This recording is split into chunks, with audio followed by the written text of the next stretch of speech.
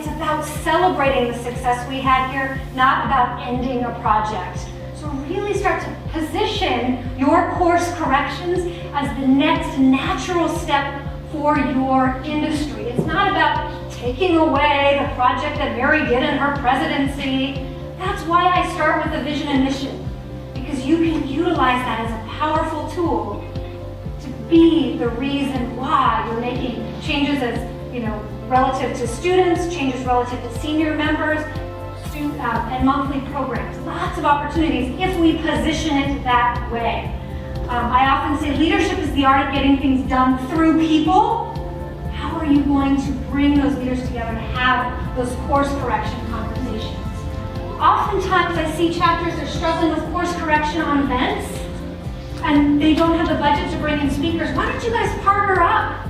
Co-chapters, one person gets the speaker live, let's just say in February, and then you simulcast it to the other chapter in February. Then the next month you switch. What's the opportunity that you have that you're not seeing? Or the new one that's just emerged, you have a big sponsor that's coming to your community.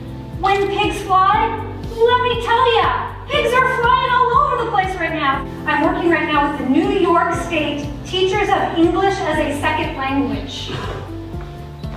Their president was just diagnosed with cancer. Do you think her time commitment and availability to the chapter is different? Absolutely. Go sit down, have those conversations, and get people where they can serve best. If you're looking at a course correction and your volunteers are too busy, give yourself the grace to take things off of your plate. If you've got 5 new ideas that just came in, including the 40th anniversary, helping do your part to raise that $4 million, right? Gonna make $4 million? Look at how you can maybe adjust things, because this is a special year for you to partner with your national organization and get to that $4 million. We've got to think about how can we bring the best of the hours that we get to our organizations. Leadership is the art of getting things done for people. That means you don't have to do it yourself. And at the mid-year point, you almost can't, because it's time for you to think about passing the gavel. The problem is we're not teaching ourselves as leaders to ask, and we're not teaching our boards of directors to ask. You need to shift your culture. It's not about you doing all the work. Those boards of directors that are sitting back saying, oh my gosh, the board's going to do all the work, need to shift their culture. We need to shift our culture to recognize it's not the association and its members, it's the association as its members. And if you shift your culture to recognize volunteering is not an extra, it's a part of the culture here and everybody does it, suddenly you've got a committed audience to that vision and mission. They're all given an hour a year, so even something small.